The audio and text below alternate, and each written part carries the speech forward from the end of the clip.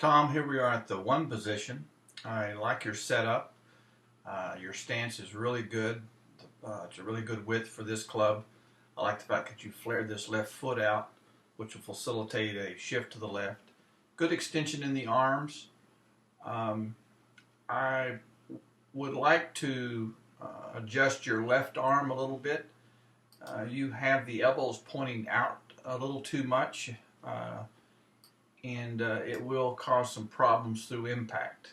So I would like to position your arms a little bit differently where your elbows are a little closer together and the triceps are sitting more on top of your chest and not on the sides of your chest.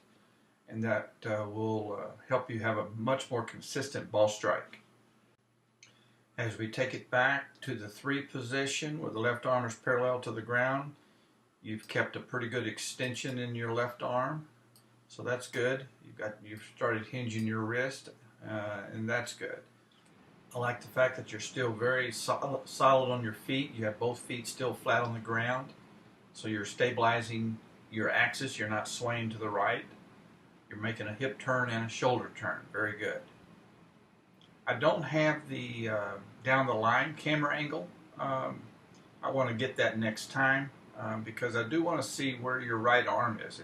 From this camera angle, your right elbow may be getting up a little too high and not staying tucked down, which would be an indication that your club is getting a little too upright, too much above the plane, and it will force a more of a chopping down type swing instead of a swing on plane that'll sweep through the ball, make it much easier to draw the ball if we can get that backswing a little flatter.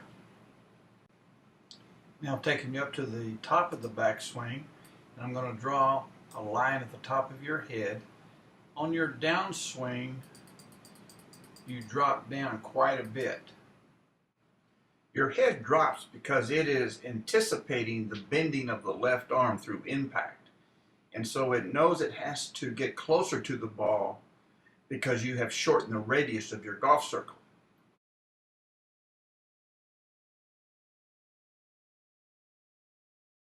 As you go through impact, your elbows separate and you lose the extension in that left arm. This creates an inconsistent radius of your golf circle and will cause inconsistencies in solid hitting. You'll hit fat, thin, and occasional solid shots. Once you learn to keep your left arm extended on the downswing and through impact, you'll be much more consistent with your shot making, and the need to drop will be eliminated. So I want to continue to work on getting us closer to what Grant Waite has here on the right. He has a nice extension in both arms, and he also has the majority of his weight on top of his left foot. He's really moved to the left side on his downswing. And you have more weight on your left side, but I like to enhance that a little bit more. As I continue forward on Grant's swing, he keeps those arms extended. Both left and right arm are very straight. He has crossed his wrist. His left hand is underneath his right hand. Nice extension. As I continue your swing forward, your left arm has bent quite a bit here. Your left wrist, white glove, is above your right hand. You haven't crossed your wrist, or because you were not able to keep that left arm extended. One of the main reasons you were not able to keep your left arm extended is that you were not able to keep your right side of your body continuing towards the target. If we look at Grant, his belt buckle is now facing the target. His right hip, his front pocket is on top of his foot. His right knee is on top of his foot. He is off the side of his back. He's off the back of his foot. So everything is on his lower body is moving towards the target, rotating through. And because he's continuing to rotate through, he's able to keep his arms extended. Your right pocket is still way back here. You're still on your back foot quite a bit here.